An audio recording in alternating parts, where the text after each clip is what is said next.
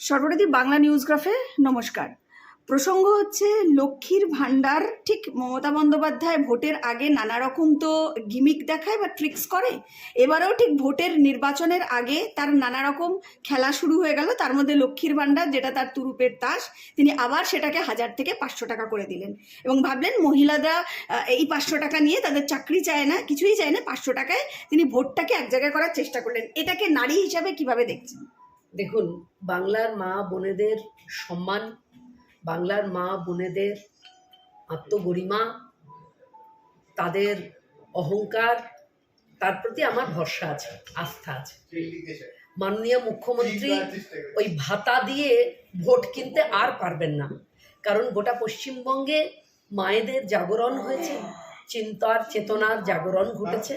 তারা জানে যে এদিকে 500 টাকা বাড়াবে আর ওদিকে ছেলেগুলোর চাকরি নেই, ছেলেগুলোর জীবিকা নেই, ছেলেগুলো বাড়িতে, এবং তাদের একমাত্র পেশা কি? সিন্ডিকেটে বালি পাথর।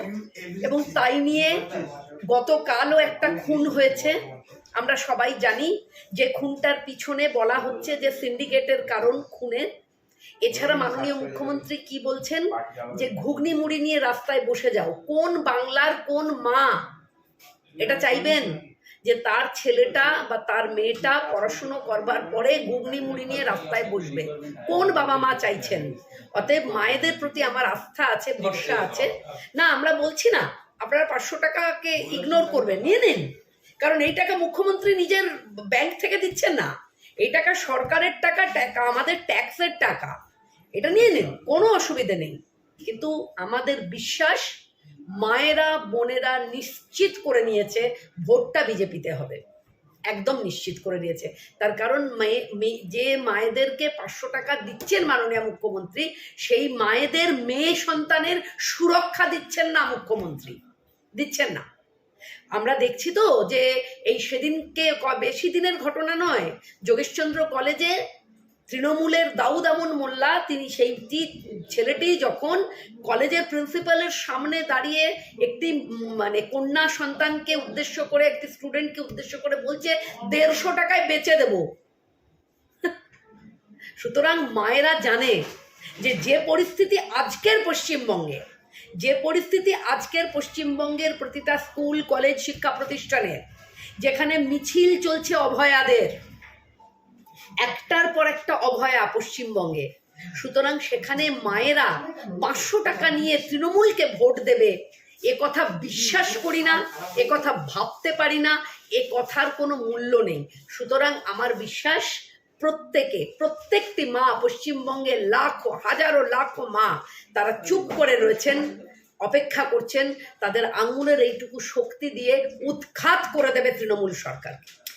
কিন্তু একদিকে যেমন লক্ষ্মীর ভাণ্ডার, উল্টো দিকে এই যুবকদেরকে যেখানে শিক্ষা দিতে পারছে না, যেখানে কর্মসংস্থান নেই, চাকরি দিতে পারছে না, তাদেরকেই কিন্তু যুবসাথী দিচ্ছেন, মানে ভাতা। এবং আপনি বুঝুন যে যুবসাথী দিয়ে প্রমাণ হলো কত বেকার। আর দেখুন, একটা বড় লাইন, একটা ক্যাচ লাইন বলি আমি, বেকারত্ব যত বাড়বে সরকারের প্রতি আনুগত্য তত বাড়বে। আপনি যদি কর্মসংস্থানের ব্যবস্থা করেন, তাহলে তো আর এই চোরের দল তৃণমূলের পতাকা কাঁধে যুবক ছেলেটা হাঁটবে না, কখনোই হাঁটবে না, যদি তার জীবিকার ব্যবস্থা করে দেন। মাননীয় মুখ্যমন্ত্রী খুব ভালো করে জানেন যে জীবিকার ব্যবস্থা করলে হবে না, বেকারত্বকে বাড়িয়ে যেতে হবে এবং তারপরে মুখের রুটির টুকরো ছুঁড়ে দিতে হবে। আপনি কাজের ব্যবস্থা করবেন না, আপনি সঠিক ইনফ্রাস্ট্রাকচার আনবেন না, আপনি শুধু বেকারত্বকে রুটির টুকরো দিয়ে প্রমাণ করবেন আপনার রাজ্যে কত সংখ্যক বেকার রয়েছে। এবং এই যুব সাথী না হলে পরে আমরা বুঝতে পারতাম যে পশ্চিমবঙ্গে বেকারত্বের সংখ্যাটা কি। এখানেই সর্বরিদি আরামবাগের একটি ঘটনা, যুব সাথীর ফর্ম নেওয়ার জন্য রীতিমতো লাইনে মারপিট, মানে এত ভিড়। না, ভিড় তো হবেই, কিছু তো নেই আমাদের রাজ্যে। আমাদের রাজ্যে শিল্প নেই, কলকারখানা নেই, কোনো ব্যবস্থা নেই, শিক্ষিত ছেলেরা প্রত্যেকে চলে যাচ্ছে অন্য রাজ্যে। গোটা পশ্চিমবঙ্গ হয়ে দাঁড়িয়েছে বৃদ্ধাশ্রম, গোটা পশ্চিমবঙ্গটা এই মুহূর্তে বৃদ্ধাশ্রম। সুতরাং প্রত্যেকে ভিন রাজ্যে পৌঁছে যাওয়া এবং ভিন রাজ্য থেকে একটা ফোন, বাবা কেমন আছো, মা কেমন আছো। এখানে আপনি যদি আমার সঙ্গে একটু শহর অঞ্চলে একটু যান, ফ্ল্যাটগুলোতে রাত্রি 7:30টার পরে বেল বাজালে দরজা খোলেন না, ভীত সন্ত্রস্ত বয়স্ক বাবা মারা। এ কি অবস্থা দাঁড়িয়েছে পশ্চিমবঙ্গে। লাইনে মারপিট হচ্ছে যুবসাথী নেবার জন্যে। তার মানে গোটা পশ্চিমবঙ্গ আজকে কোথায় গিয়ে দাঁড়িয়েছে, যেখানে যুবকদের ভিড় থাকবে কাজের জায়গায়, যুবকদের ভিড় থাকবে আইটি সেক্টরে, যুবকদের ভিড় থাকবে কলকারখানায়, যুবকদের ভিড় থাকবে স্কুল কলেজে। তা না হয়ে কি হচ্ছে, যুবকদের ভিড় যুবসাথী নেবার লাইনে। এর থেকে লজ্জার কিছু আছে? এর থেকে যন্ত্রণার কিছু আছে? শিক্ষিত ছেলেরা ভাতা নেবার জন্য লাইনে দাঁড়িয়ে মারপিট করছে আমার রাজ্য পশ্চিমবঙ্গে। ছি, ধিক্কার জানাই এই রাজ্যের মুখ্যমন্ত্রী মমতা বন্দ্যোপাধ্যায়কে, ধিক্কার জানাই আমরা। সর্বরীতি আরেকটি বিষয়ে, রাজ্য রাজনীতির পরিবেশ এই বাংলায় কতটা সৌজন্যের, কতটা মধুর। কারণ গতকাল আমরা যে চিত্র দেখলাম, বিরোধী দলনেতা তাকে জুতো ছুঁড়ে মারা হচ্ছে। মারছে কারা না, সরকারি কর্মচারী যারা বিএলও, তারা। কি বলবেন? দেখুন, আপনাকে বুঝতে হবে, সরকারি কর্মচারী মানেই সরকারের অধীনে, সরকারের তুষ্টিতে যারা রয়েছে। ফলে তারা জানে যে এই মুহূর্তে বিরোধী দলনেতা যেভাবে তার বিভিন্ন কর্মকাণ্ডের মধ্যে দিয়ে পশ্চিমবঙ্গের একটা বাতাবরণ তৈরি করছেন, ফলে সেখানে সেই মানুষকে অপসম্মান করা, অপমান করলে পরে মমতা বন্দ্যোপাধ্যায় খুশি হবেন। আসলে তারা জুতো দেখাচ্ছেন কি জুতো ছুটছেন বিরোধী দলনেতাকে, এটা নয়। বিষয় হচ্ছে এই কাজটা করছেন, খুশি করছেন মমতা বন্দ্যোপাধ্যায়কে। কারণ নবান্নের নির্দেশে এগুলো হচ্ছে, যা হচ্ছে নবান্নের নির্দেশে হচ্ছে। ফলে ওনার কাছে তো এটা মাথাতেই নেই যে যে ঘটনাটা ঘটানো হলো, যে ঘটনাটা মানুষের সামনে ঘটলো, সেটাতে পশ্চিমবঙ্গের মান সম্মান গৌরব সমস্তটা ধুলোয় মিশে গেল।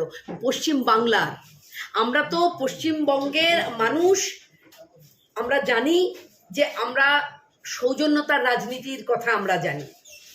বিরোধী হোক না, কিন্তু তার সঙ্গে সৌজন্যতাটুকু থাকবে। হোক না বিরোধিতা, বিরোধিতা তো মতাদর্শের, রাজনৈতিক মতাদর্শের লড়াই হবে। রাস্তায় দাঁড়িয়ে দুপাশে দুটো মিছিল চলুক না, কোনো অসুবিধা নেই, কিন্তু তাতে অসভ্যতামি হতে হবে কেন? তাতে সৌজন্যতাটুকু থাকবে না কেন? মানে একদিকে যেরকম জুতো দেখাচ্ছে বিরোধী দলনেতাকে, অন্যদিকে দিলীপ ঘোষকেও গো ব্যাক স্লোগান দিয়েছে গতকালই। দেখুন, আমরা দিনের পর দিন দেখেছি, এইটা তো আজকে হয়নি ভাই। তৃণমূল কংগ্রেস, সিপিআইএম এর একেবারে সুন্দর ছাত্র, সুন্দর ছাত্রী, লালা বাংলা ছেড়ে পালা, কাদের কথা? কে বলেছিল? কোন নেতা সিপিআইএম এর বলেছিলেন? তখন ছিলেন বিরোধী নেত্রী, আজকের মুখ্যমন্ত্রী। তার সম্পর্কে বলেছিলেন যে তিনি এলে পরে পেছনের কাপড় তুলে বসে পড়তে। কে বলেছিলেন? বিমান বসু। তো এই যে কালচার, এটা কি আজকের নাকি? এই যে অসৌজন্যতার কালচার, এটা কি আজকের? এটা সিপিএম এ ছিল, তৃণমূলে আছে। এইটাকেই ধ্বংস করব আমরা। এই অসৌজন্যতা চলবে না। আমাদের পশ্চিমবঙ্গের রুচি, আমাদের পশ্চিমবঙ্গের অস্মিতা, আমাদের পশ্চিমবঙ্গের গৌরব ফিরে আসবে ভারতীয় জনতা পার্টির সরকার প্রতিষ্ঠার সঙ্গে সঙ্গে। শুধু মুখ্যমন্ত্রী বদল আমাদের উদ্দেশ্য নয়, একজন মুখ্যমন্ত্রীর বদলে আরেকজন মুখ্যমন্ত্রী, এটা ভারতীয় জনতা পার্টির উদ্দেশ্য নয়। ভারতীয় জনতা পার্টির উদ্দেশ্য সচেতনভাবে মানুষকে এগিয়ে নিয়ে যাওয়া। ভারতীয় জনতা পার্টির উদ্দেশ্য বাংলার মানুষকে সুস্থ জীবন দেওয়া, বাংলার ছেলে মেয়েদের মাথা তুলে বাঁচার অধিকার দেওয়া, বাংলার মেয়েদের সুরক্ষা দেওয়া, নিরাপত্তা দেওয়া। এইটা ভারতবর্ষের নিরিখে ভারতীয় জনতা পার্টির উদ্দেশ্য। সুতরাং আমরা শুধুমাত্র মুখ্যমন্ত্রী বদলের কথা ভেবে রাজনীতি করছি না। আমরা পশ্চিমবঙ্গের যে পরিস্থিতি এখন হয়ে দাঁড়িয়েছে, তার থেকে বাংলার মানুষকে মুক্তি দেবার জন্যে, পরিত্রাণ দেবার জন্যে আমরা এই পরিবর্তনের জন্যে আমরা হাজারো বার, লাখো বার কথা বলছি। আরেকটি বিষয়ে যাব। আমরা দেখেছি যে হুমায়ুন কবির তিনি নাকি বাবরির জন্য, আমরা দেখলাম যা যা লাস্ট 1 মাসের ঘটনা, আমি সেটা বিস্তারিত যাচ্ছি না, কিন্তু বিষয়টা হচ্ছে এই হুমায়ুন তৃণমূলের বিধায়ক, তাকে সাসপেন্ডও করা হয়েছে, কিন্তু বিধায়ক পদটা তার আছে। তিনি ববি হাকিমের বিরুদ্ধে, মমতা বন্দ্যোপাধ্যায়ের বিরুদ্ধে তিনি প্রায় যুদ্ধই ঘোষণা করেছেন। কিন্তু বিষয়টা দেখা গেল বিধানসভায় মুকুল রায়ের যখন দেহ আনা হয়, সেখানে এই হুমায়ুন কবিরই ববি হাকিমের পাশে দাঁড়িয়ে মাল্যদান করছেন। এই যে খেলাটা চলছে, কি বলবো? ভুল হচ্ছে, যাহা হুমায়ুন তাহাই তৃণমূল। তৃণমূল এবং হুমায়ুনের মাঝখানে কোনো গ্যাপ নেই। আমরা যে বলি না একটা কথার মাঝখানে ছোট্ট একটা হাইফেন, সেটাও নেই। হুমায়ুন যা, তৃণমূল তাই। সুতরাং মানে ওনারা এইটা একটা খেলার চেষ্টা করছেন বটে, যে হুমায়ুন বিরাট রাগ করছে মমতা বন্দ্যোপাধ্যায়ের উপরে। আসলে যা কিছু মমতা বন্দ্যোপাধ্যায় নির্দেশ দিচ্ছেন, হুমায়ুন সেটাই করছে। মানে তাহলে কি মুসলিম ভোট সরছে মমতা বন্দ্যোপাধ্যায়ের ভয়েতে? এটা আর একটা হুমায়ুনকে দিয়ে গেম। একদম তাই, একদমই তাই। তবে একটা কথা আমার বলার আছে, সেটা হচ্ছে যে বেশ কিছু সংখ্যালঘু মানুষ যারা ভারতীয় জনতা পার্টির বিভিন্ন নেতৃত্বের সঙ্গে যোগাযোগ করছে। আমি যেহেতু দক্ষিণ 24 পরগনায় টানা 8-10 বছর রাজনীতি করি, এবং কুলতুলি তোমার জায়গা ছিল, একদম সেখানে কিভাবে হিন্দু মন্দির ভাঙা হয়েছে তার মানে একদম জলজান্ত উদাহরণ, প্রত্যক্ষদর্শী তুমি। একদম। এবং আমি একথাও বলছি, দক্ষিণ 24 পরগনায় হাজার চেষ্টা করবার পরেও কিন্তু সংখ্যালঘু মানুষ আস্তে আস্তে মুখ ফেরাচ্ছে তৃণমূলের দিক থেকে। কারণ তারা বুঝতে পেরেছে ভোটের ব্যবহার ছাড়া, ভোট বাক্স ছাড়া তাদের প্রতি আর কোনো রকম সম্মান জ্ঞাপন তৃণমূল কংগ্রেস করেনি। তাদেরকে শুধু ভোটার হিসেবে ব্যবহার করেছে, যার জন্যে তাদের হাতে পাথর তুলে দিয়েছে, বোম তুলে দিয়েছে। যেখানে মারপিট, মরছে মুসলমান, মারছে মুসলমান। আমরা সেটা করতে চাই না। আমরা চাই পাথর সরিয়ে কলম দিতে, যে কথা বারবার আমাদের সাংসদ এবং রাজ্য সভাপতি মাননীয় শ্রমিক ভট্টাচার্য মহাশয় বারবার বলছেন। আমরা সেই সময়টাকে এনে দিতে চাই, সেই দিনটাতে এনে দিতে চাই যে একটা কালাম নয়, অনেক কালাম তৈরি হবে এবং সংখ্যালঘু ছেলেমেয়েরা মেনস্ট্রিম শিক্ষার সঙ্গে যুক্ত হবে এবং পাথর সরিয়ে তাদের হাতে কলম তুলে দেওয়ার দায়িত্ব নেবে ভারতীয় জনতা পার্টি। সুতরাং আমরা জানি যে যতই হিন্দু মুসলমানের তাস খেলুক তৃণমূল কংগ্রেস, সংখ্যালঘু মানুষ কিন্তু ধীরে ধীরে ধীরে ধীরে মুখ ফেরাচ্ছে তৃণমূল কংগ্রেসের থেকে। ভোট আসতে না আসতেই বিভিন্ন জায়গা জুড়ে, রাজ্য জুড়ে, জেলা জুড়ে বিভিন্ন জায়গায় শুট আউট শুরু হয়েছে, কি বলবেন? দেখুন, ভোট আসতে না আসতে আগে এসআইআরটা কমপ্লিট হোক। আমাদের রাজ্য সভাপতি এবং সাংসদ মাননীয় শ্রমিক ভট্টাচার্যের যে কথাটা, one liner, no SIR no vote, no SIR no vote, আমরা তাকেই বিশ্বাস করে আছি এবং আমরা সেটাই, আমাদের একটাই লক্ষ্য, এসআইআর কমপ্লিট হবে তবে ভোট হবে। তো এখন আবার 80 দিনের একটা সময় আমরা দেখছি, শুনছি যে আরো 80 দিন আরো টাইম এক্সটেন্ড করছে। সুতরাং এসআইআরটা শেষ হোক না, আরে আগে শেষ হোক, আগে দেখুক তৃণমূল যে সংখ্যাটা গিয়ে কি দাঁড়াচ্ছে। যাদের বলে বলিয়ান হয়ে তৃণমূল এই 3টে টার্ম সরকারটা চালালো, তারা কারা? তারা সংখ্যালঘু অনুপ্রবেশকারী, জেহাদি অনুপ্রবেশকারী, যাদের জন্য গোটা পশ্চিমবঙ্গটা সন্ত্রাসের আতুর ঘর হয়ে গেল। এলাকায় এলাকায় বোম পাওয়া যাচ্ছে, এলাকায় এলাকায় বোম পাওয়া যাচ্ছে। গতকাল সরসুনা, আমার বাড়ির থেকে খুব একটা ডিস্টেন্স নয়, সেখানকার স্থানীয় লোকজন বলছে যে একটা শান্তিপূর্ণ জায়গা, কোনোদিন কোনো মানে পুলিশ তো ছেড়ে দিন, মিডিয়া কোনোদিন আসেনি, সেখানে বোম পড়ে আছে, বোম স্কোয়াড আসছে। এই তো পশ্চিমবঙ্গের বর্তমান স্থিতি, এই তো বর্তমান পরিস্থিতিটা তৈরি করেছে তৃণমূল কংগ্রেস। সুতরাং এসআইআর এর উপরে কেন এত রাগ? কেন তারা বলেছিল বেঁধে পিটবো, ভাসিয়ে দেবো, কেটে দেবো, মেরে দেবো? কেন বলেছিল? কারণ তারা জানতো যে এফআইআর কমপ্লিট হবার পরে যে চিত্রটা সামনে আসবে, তৃণমূল কংগ্রেস ওতেই মরে যাবে, ভোট অব্দি আর লড়তে হবে না, তাতে ভয়ে মরে যাবে তৃণমূল কংগ্রেস।